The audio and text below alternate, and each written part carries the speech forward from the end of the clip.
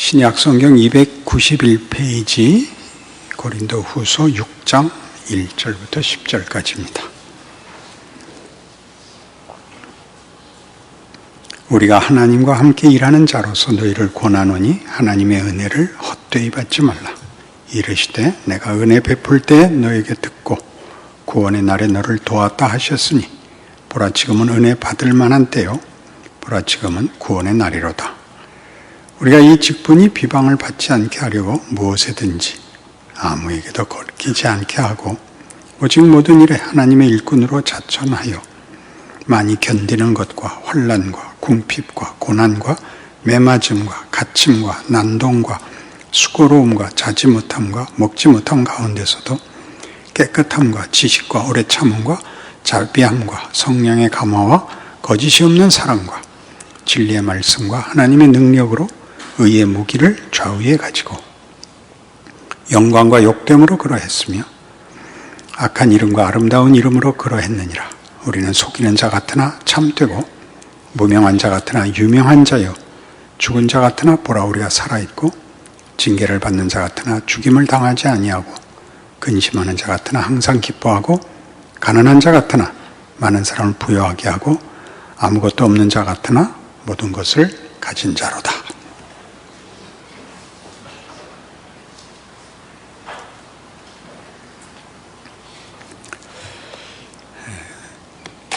사도 바울은 초대교회에서 예수 그리스도가 누구인가? 하나님이 예수 그리스도로 인하여 어떻게 새로운 세상을, 역사를, 운명을 만들었는가를 이제 전하는 사도가 되었습니다. 이방 세계에서는 하나님을 알지 못했고 여러 많은 자기네들이 만든 우상들을 섬기고 종교라는 것이 인간의 소원을 이루어주는 어떤 도움이 되는 그리고 인간이 조작할 수 있는 그런 정도로밖에 이해되지 않는 세계에 하나님이 계시다는 것과 하나님이 일하고 계시다는 것과 새로운 세상을 만드셨다는 것과 그것이 우리의 복음이며 우리의 운명이요 살아있는 동안 그 인생을 살아야 된다고 이제 복음을 전하는 자로 인생을 바치고 있습니다.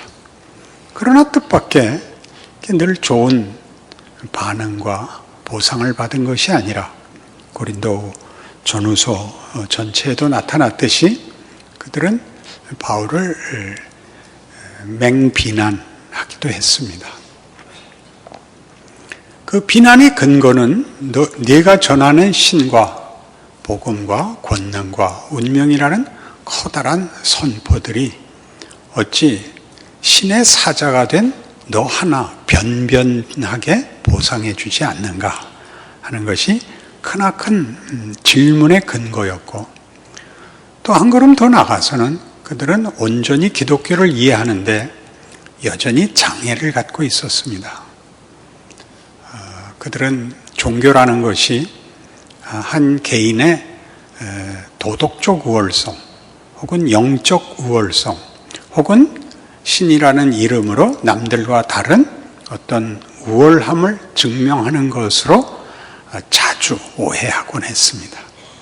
그러니 예수를 믿고 하나님의 자녀가 되고 하는 일들이 보이는 보상으로 나타나야 되는데 그런 일은 현실적으로 별로 없고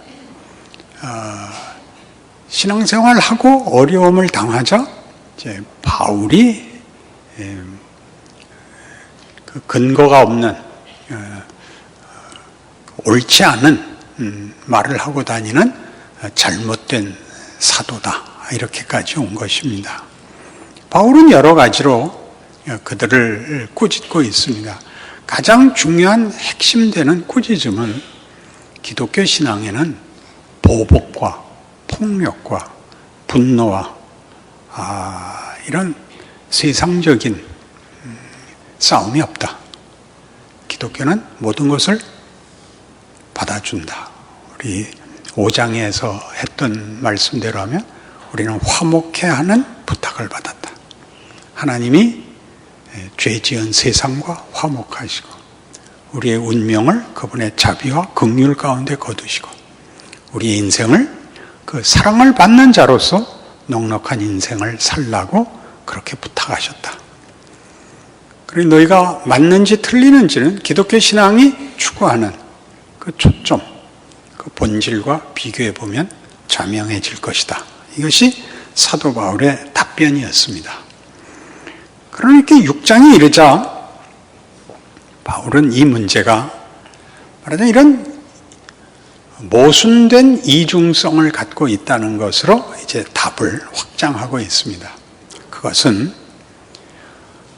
보상을 바라거나 이해관계를 넘어선 헌신, 믿음, 사랑으로 내가 일하고 있고 내가 진정성을 가지고 일한 것을 보상받지 못하는 그 모순 속에서 내가 일하고 있다는 것을 생각해보라.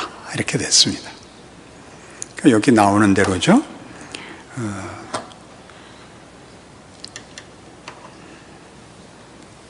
4절 보시면 오직 모든 일에 하나님의 일꾼으로 자천하여 많이 견디는 것과 환난과 궁핍과 고난과 매맞음과 갇힘과 난동과 수고로움과 자지 못함과 먹지 못함 가운데서도 깨끗함과 지식과 오래 참음과 자비함과 성령의 감화와 거짓이 없는 사랑과 진리의 말씀과 하나님의 능력으로 의의 무기를 좌우에 가지고 영광과 욕됨으로 그래야 합니다.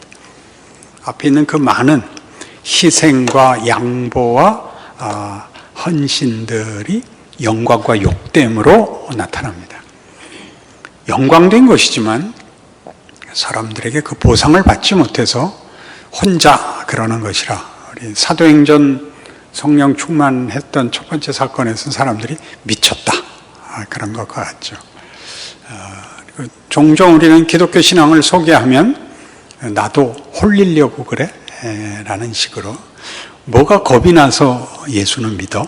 이런 식으로 얘기하는 마치 우리가 궁지에 몰린 존재같이 마지막 지푸라기를 잡는 것에 불과한 아무 쓸모도 없는 사람인 것 같은 대접을 받습니다. 영광과 욕됨으로. 이런 선언 속에는 말하자면 사도 바울이 고린도 교회에 또 이방의 사도가 되어 그의 생애 전체에 걸쳐서 전해하였던 복음의 내용이 그때의 시대상 속에서 세계관, 인간의 정체성, 하나님의 존재와 운명이라는 것을 설명하는데 전부 초점이 모여 있는 것을 보게 됩니다. 하나님이 계시다는 것도 모르고 예수가 약속된 선지자라는 것도 모르고 하나님 자신이 오신 것이라는 말도 못 알아듣는 세계에서 복음을 전하고 설명해야 됐던 것. 복음의 핵심적인 것이며 세계관, 인생관, 운명, 정체성 같은 것들이 가장 중요한 주제로 등장하고 설명되는 것이 사도 바울의 당시의 전도, 증언, 설교, 간증이었다면 우리는 조금 다릅니다. 이 설교를 놓고 오늘 제 위치와 여러분의 지금의 환경을 보면 이렇게 얘기할 수 있습니다. 우리는 어쨌든 한국교회가 순교와 부흥의 시대를 겪은 역사를 가지고 있습니다. 하나님이 누구냐? 예수가 누구냐? 죽으면 어떻게 되느냐? 예수님이 오셔서 십자가를 진 것이 무엇이냐에 대해서는 어쨌든 넘어온 그 다음에 얘기에 와 있죠. 이때 이방인들은 몽땅 없고 그리스 로마 신화밖에 가진 게 없는 데에서 복음을 만났어야 됐고 우리는 어쨌든 한 두세 대쯤 지나서 지금 19세기 말부터 시작하여 지금까지 130년 동안에 걸친 기독교의 기본 진리들을 배웠고 혹은 모태신앙도 있고 중간에 믿었어도 이미 믿은 자들을 옆에 늘 가지고 있어서 모를 때에도 드러났던 어떤 것들이 있습니다. 그래서 지금에 와서는 기독교를 어떻게 이해해야 하느냐 하는 것이 이런 사도 바울이 고린도 교회 앞에 자기가 설명하려고 했던 가장 중요한 주제들을 이런 큰 틀에서 가장 중요한 주춧돌로서 설명을 하고 있다면 우리는 하나 더 와서 영광과 욕됨이 그 당시에 하나님에 대한 이해가 부족한 시대에서 신의 사자이며 그 신을 섬기는 자로서 그 신이 진정한 신이라면 그를 믿는 자들에게 보상을 해줘야 된다라는 시대를 지나온, 그러니까 우리가 목숨을 걸고 순교도 했고 우리가 기대치 않았던 부흥도 맛본 시대로서 오늘날 이상하게 부흥의 그 다음 끝자락이 이상한 내리막길과 혼돈스러운 현실을 살면서 지금 우리가 겪고 있는 현상과 우리가 지금 확인해야 되는 기독교 신앙의 중요한 주제가 무엇인가 하는데 저와 여러분이 서 있습니다. 저는 부흥시대를 살았지만 부흥시대 때 했던 비전이나 꿈이나 부흥에 대해서는 얘기하지 않았고 저는 특별한 질문을 갖고 있었죠. 그 질문이란 다른 게 아니라 결국 은혜로 구원을 얻고 죽으면 천국에 가야 할 이 구원이, 복음이 왜 이 답이 안 나오는 현실을 살아야 되는가? 이게 저한테 숙제거리였습니다. 우리 교회는 다 그것 때문에 온 거 아닌가요? 제가 인물이 잘나서 왔다 그러면 그건 말이 안 맞지 않습니까? 그럼 하나님이 그런 사람 목사로 세우지도 않았죠. 무슨 로커드슨을 세운 것도 아니고 남궁원 씨를 세우지도 않고 옛날 사진 보니까 말도 안 되더라고요. 저기 장로실에 옛날 80년대 말 사진, 장로 장립 사진이 있는데 나는 누군지 모르겠더라고요. 설명을 안 들으면 저 사람은 누군가? 마이크 고치러 올라온 사람. 뭐 이렇게 그때는 상상이 될 정도였습니다. 왜 하나님은 나를 세워서 이 어려운, 이 모두가 공통적으로 궁금해하는 얘기 아닌 얘기를 갖고 35년을 싸우고 있는가 하는 것입니다. 하나님은 우리를 구원하고 천국으로 내려가지 않고 하나님의 자녀라는 이름으로 현실을 살게 하는데 봐주질 않습니다. 여기가 이제 제일 중요한 고난은 뭔가? 예수를 믿으면 어떤 보상을 받는 것인가? 여기가 저한테 숙제거리가 된 것입니다. 고난이 없으려면 틀리지 않아야 된다. 죄 짓지 않고 늘 믿음의 승리를 해야 된다. 이렇게 잘 배웠는데 그 믿음의 승리가 잘 안 되더라고요. 몰라서 안 되는 게 아니라 하고 싶은데 안 되더라고요. 그래서 가장 중요한 질문이 아브라함의 믿음은 좋은데 난 왜 안 되나? 아브라함은 왜 됐고 난 안 되냐? 이렇게 이제 질문이 들어가서 아브라함도 못했더라고요. 하나님이 이제 아브라함으로부터 시작을 해서 아브라함의 생애에 걸쳐서 하나님이 시작한 믿음이 어떻게 결실하는가를 보여주는 게 아브라함의 생애이지 남과 달라서 부름받는 게 아닙니다. 이제 하나님의 열심이라는 책으로 나온 하나님이 일하신다. 우리가 일하는 데에 대하여 보상하시는 하나님, 구경하시는 하나님이 아니고 하나님은 심사위원이 아니고 하나님이 일하신다. 예수님 오신 사건만 해도 그렇죠. 우리가 아직 죄인 되었을 때 그리스도께서 우리를 위하여 오심으로 하나님께서 우리에 대한 자기의 사랑을 확증하셨느니라. 우리가 요청하지 않았을 때, 몰랐을 때, 필요도 알지 못했을 때 하나님이 예수를 보내십니다. 먼저 일하십니다. 은혜는 언제나 결과이죠. 조건이 아니고. 그래서 현실이라는 것이 무엇인가를 이해를 해야 되는데 이 살아내야 할 믿음에 확신도 있고 소원도 있고 잘하고 싶은데 잘 되지 않는 인생을 겪게 하는 그 고난에, 그 불만에, 그 원망의 시간들은 도대체 왜 필요한가 해서 우선적으로 제가 이 답을 찾아내는데 필요했던 것은 명분을 넘어서야 된다는 것이었습니다. 명분이란 뭐냐면 정답을 아는 것이 자기 실력이 아닙니다. 그 정답을 살아내야 하는 겁니다. 정답을 살아내야 한다는 것은 겸손해야 돼와 겸손할 때 겸손한 것은 천지 차이입니다. 우리가 축구를 보면 제일 답답한 게 메시는 거기서 넣는데 왜 우린 못 넣냐 그겁니다. 왜 못 넣는 것 같습니까? 첫 1. 믿음이 없어서 그렇다. 2. 눈이 멀었다. 1번과 2번 중에 어느 게 답이라고 생각합니까? 실력이 없는 겁니다. 그 간발의 차이거든요. 수비수의 움직임 사이에 잠깐 열리는 그 타임에 때려 넣어야 되는데 그 실력이 아직 한국 축구에는 쌓이지 않았습니다. 그게 없다는 가장 강력한 증거가 뭐냐면 힘껏 차잖아요. 수비수 맞고도 들어가라. 골키퍼 가슴을 뚫고 들어가라. 그러잖아요. 그 사이를 찰 수가 없으니까. 그래서 저 잘하는 영국 리그를 보면 힘껏 차는 사람 없어요. 툭툭 갔다가 빈자리에 딱 찔러 넣죠. 우리 딱 그렇게 됐죠.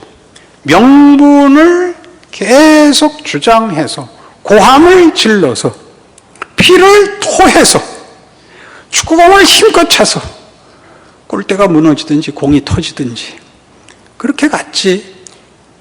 이 삶을 살아내야 하는, 명분으로는 아는데 사라지지 않는 것은, 살아낼 수 없는 것은 어떻게 엮어야 되는 것인가. 그러니까 중요한, 넘어야 할 문턱입니다. 아니면 명분을 가지고 있으면 그 답을 하는 것으로 자신의 책임이 끝났다고들 생각합니다. 자신의 책임이 끝났다고 생각하는 사람들은 다 그 명분을 어떻게 사용하느냐 하면 그 명분만큼 살지 못하는 것을 비난하는 것으로 자신의 삶을 면제받으려고 합니다. 해설위원 같습니다. 해설은 얼마나 쉽습니까? 아니 저걸 한 박자 빨리 차야죠. 그걸 누가 못해요. 차야지. 한 박자 빨리 차는 것과 한 박자 늦었다고 말하는 것은 얘기가 다르죠. 안 그렇습니까? 해설이 선수보다 앞서가면 안 됩니다. 선수가 돼야죠. 그걸 참아야죠. 안 보여야죠. 언제 넣었어요? 그런 실력이 생겨야지. 야구 해설이 제일 쉽대요. 아니 저기서 가만히 서 있으면 어떡합니까? 휘둘러라도 봐야죠. 누구는 안 그러고 싶었겠어요. 휘두르려고 보니까 공이 벌써 들어왔더라고요. 그 다음에 휘두를 수는 없잖아요. 해설위원이 되거나 심사위원이 되는 것으로 자기가 마치 그 모든 선수들보다 우위에 있고 자신은 자신이 한 걸 다 한 것 같이 생각하는 그런 명분과 비난과 정죄 속을 제가 걸었습니다. 제가 자라난 유년기와 청년기를 그 속에서 나는 답이 안 나오고 잘하고 싶은데 잘 되지는 않고 내가 답을 모르는 게 아니라 답을 살아내지 못하는 것은 어떻게 이해해야 되는가? 제 설교의 가장 중요한 질문이 된 것입니다.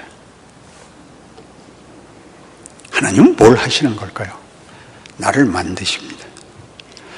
축구를 하면 말이죠. 이기면 다가 아니라 이기기 위한 노력 속에 인간의 가장 중요한 핵심된 본질이 성장합니다. 말하자면 인간이 성숙하지요. 그것은 다만 체력과 기술의 문제가 아니라 정신력이 합쳐져야 되는데 우리나라에선 정신력이 이런 깊은 인성, 인격, 정체성 같은 가치로 설명되지 않고 지극함으로만 이해가 돼서 머리를 깎았죠. 실력이 모자라면 머리를 깎고 그 다음에 혈서를 썼죠. 그래도 안 되면 할복을 하는 거죠. 왜 그랬는지 아시겠습니까? 잘하고 싶은데 최선을 다했는데 되지 않으면 책임을 이렇게 면제받는 수밖에 없었던 것입니다. 할복을 하죠. 그래서 예전엔 다 문제가 풀리지 않으면 기도원에 가서 금식 기도를 했습니다. 내가 죽든지 하나님이 죽든지 하나님이 불쌍히 여기고 해결을 해주든지 아니면 내가 죽어서 해결을 하든지. 그것이 왜 쇠퇴하게 됐는가? 이런 식의 치열한 싸움, 지극정성의 싸움, 모호한 명분과 추상 명사의 싸움이 아니라 너 자신, 너라는 실존, 네 육체, 네 정신, 네 분별, 네 책임이 커라. 이렇게 되는 것이 예수를 믿고 예수님 앞에 서는 날까지 우리에게 허락된 시간인 것입니다. 이 시간 속에서 우리는 방향이 어딘가에 대한 것도 늘 상기하고 있어야 되고, 그리로 가기 위해서는 길을 만들어야 된다는 것도 알게 됐습니다. 방향을 안다고 해서 길이 있는 것은 아닙니다. 내가 가고 싶은 목적지를 일직선으로 갈 수 있는 사람은 아무도 없습니다. 갈 수 있는 길로 가야 됩니다. 마치 타협하는 것 같고 포기하는 것 같이 그 길을 가게 되어 있습니다. 강이 가로막히면 건널 만한 얕은 데까지 가서 건너야 될 것이고, 산이 가로막고 있으면 돌아가든지 넘어가든지 해야 됩니다. 돌아가면 금방 누군가가 너 아까는 남쪽으로 가더니 이번엔 왜 서쪽으로 가? 라고, 너 다른 데 가고 있어 라고 비난을 할 것입니다. 가는 사람의 가려는 노력이, 가야만 되는 현실이 그를 우회시키고 있는 것입니다. 그러나 우리는 이 직선, 이 진심, 이것 때문에 우리도 안 가고 다른 사람도 못 가게 했습니다. 이 산을 뚫고 가! 이 산 앞에 무릎 꿇고 40일 금식기도를 하면 터널이 생길 거야. 그래서 다 시체만 쌓이고 터널은 안 뚫렸습니다. 근데 다 그쯤에서 한국교회가 어떤 의미에서 타협을 하고 있는 것 같았습니다. 그리고 어디로 샜냐 하면, 샜다 그러면 좀 죄송한 표현이지만 선교하고 전도하느라고 정신이 없어서 원래의 주제를 놓치고 한국교회가 130년의 역사를 잇는 기독교 신앙 이해와 현실적 훈련이라는 데로 가지 않고 그 다른, 특별히 선교의 열매들로 인해서 잠시 망각한 것으로 보입니다. 이건 이것대로 가치 있는 일이었지만 어쨌든 한국교회는 앞으로 나가는 일에는 별로 진전이 없어 보입니다.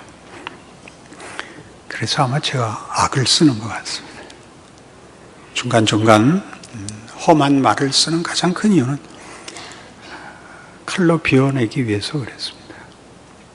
사도 바울이 지금 승질 부리는 거거든요. 내가 이 모든 역설을, 모순을, 오해를 뚫고 너희에게 헌신, 봉사하고 내 책임을 다하고 있는 게 너희 눈에는 안 보이냐? 사실 이런 본문입니다. 오늘 본문이. 그러니까 이게 미쳤나?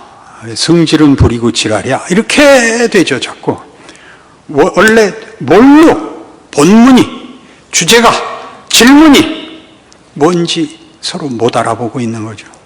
그러니까 여러분들은 저를 알아볼 거라고 생각을 합니다.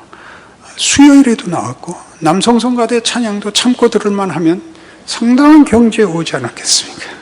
그러니까 여러분이 잘 이해를 해야 됩니다. 현실이 뭔가?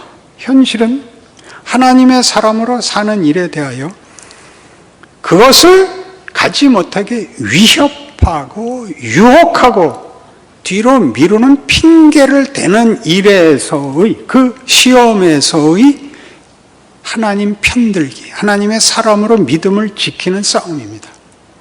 거의 평생 동안 승리보다 실패가 많습니다. 재미있는 것은 실패가 일을 한다는 사실입니다. 여기가 가장 중요합니다. 실패, 성공이 그 사건 하나에 달려있는 게 아니라 그 실패가 나로 하여금 다시는 이 문제에 실패하지 않겠다를 만드는 게 하나님의 자녀들이 현실을 살면서 배우는, 하나님이 일하시는 가장 큰 동행입니다. 성공해서 망하는 경우가 더 많습니다. 성공을 하면 더 깊은 생각을 안 하게 됩니다. 실패했을 때 더 많은 생각을 하는데, 실패가 성공보다 낫다는 얘기는 어불성설입니다. 그러나 이렇게 생각을 하십시오. 하나님이 일을 하시면 실패를 가지고도 일을 할 수 있는데 실패해서 하는 일이 내용상 더 깊을 수 있다. 그건 십자가입니다. 말 그대로 십자가는 절망, 끝장, 끝이죠. 그게 거기에다가 부활을 담습니다.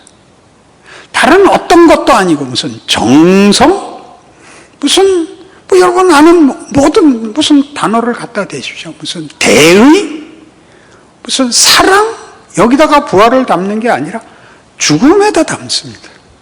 그러니까 이것보다 더 놀라운 증언은 없습니다. 예수님은 우리를 위해 죽는다는 말을 여러분 정말 현실로 이해하십니까?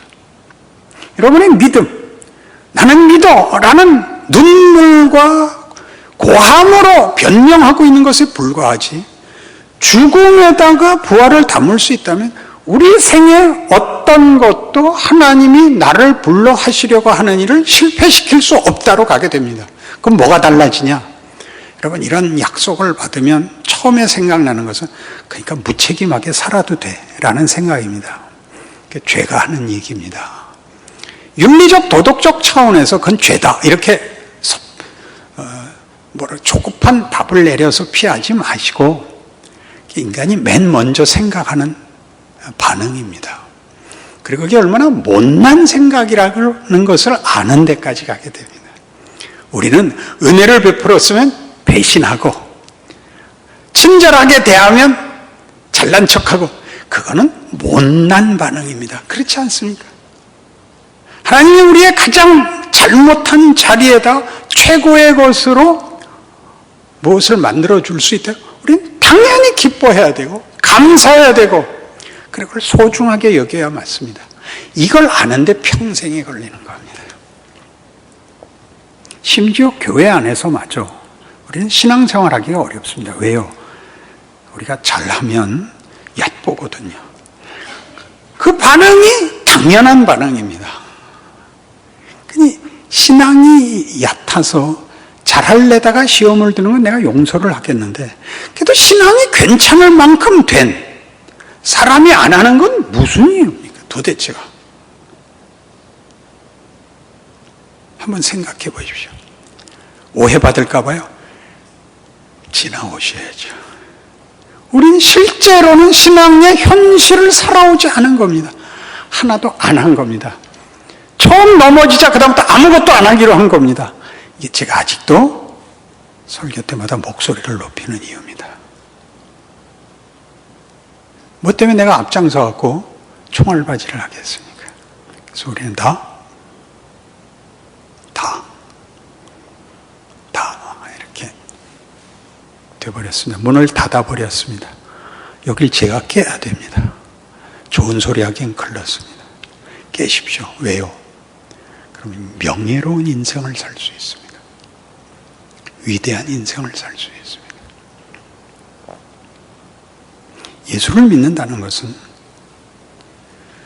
우리라는 존재가 어떤 존재인지를 아는 것이고, 우리 존재와 정체성의 가치, 그리고 우리가 살아내야 되는 책임인 것 같지만 기회인 우리의 인생이 예수님의 성육신일 수 있다는 걸 알게 됩니다. 예수님은 자기를 죽일 자들을 고쳐주고 자기를 배신할 자들을 제자로 삼는 것입니다. 우린 결과적으로 알지만 예수님은 앞에 알고 그들을 불러 모아 그들로 인하여 당신을 증언케 하시는데, 어디서 반전이 일어나죠? 그 모든 배신, 그 모든 보복, 그 모든 못남에다가 영광을 담으실 수 있다고 얘기합니다. 그럼 이제라도 그렇게 사십시오. 제가 제 시대에 하나님의 부름을 받아 하나님 앞에 받은 제 사명이며 질문이며 도전이며, 여러분이 저를 만나 살아내야 할 여러분 각각의 명예로운 인생입니다. 다른 걸로 핑계대지 마십시오. 가장 많이 일어나는 것, 누구를 비난하여 자신을 확인하는 것은 제발 하지 마십시오. 그건 치사한 겁니다. 누가 어떻게 못났고 누가 어떻게 흠이 있는가를 밝혀냄으로써 마치 자기는 그 위에 서 있는 것 같이 얘기하는 건 안 됩니다. 기독교는 그런 데가 아닙니다. 바울이 그렇게 얘기하는 겁니다. 그는 영광으로 그리고 욕됨으로 그가 한 모든 일에 은혜를 받는 자는 그의 사역을 영광으로, 그렇지 않은 자들에게는 저 미친놈으로, 사기꾼으로 그걸 다 감수하고 살고 있습니다. 왜요? 본인이 가는 길이 예수가 걸으신 길인 걸 알고 있기 때문입니다. 그것은 하나님의 권능과 지혜와 참으로 두 번 다시 할 수 없는 그의 생애에 허락된 기적인 줄 알기 때문입니다. 그 인생을 살아가는 여러분 되시고 남포교회 되어 주십시오. 기도하십시다. 하나님 아버지, 우리를 구원하시고 주의 이름을 허락하신 그 권능과 명예와 기회와 책임과 자랑을 알게 하사 하나님, 이 시대 앞에 예수를 믿는다는 게 무엇인지 보여줄 수 있는 우리 자신이 되게 하옵소서. 우리 기막힌 인생이 그게 고난도 아니고 원망할 것도 아니고 비극도 아니고 그것이 어떻게 하나님의 임재인지 아는 큰 기쁨이 오늘 이 저녁 우리 교회 위에 있게 하여 주옵소서. 예수님 이름으로 기도합니다. 아멘.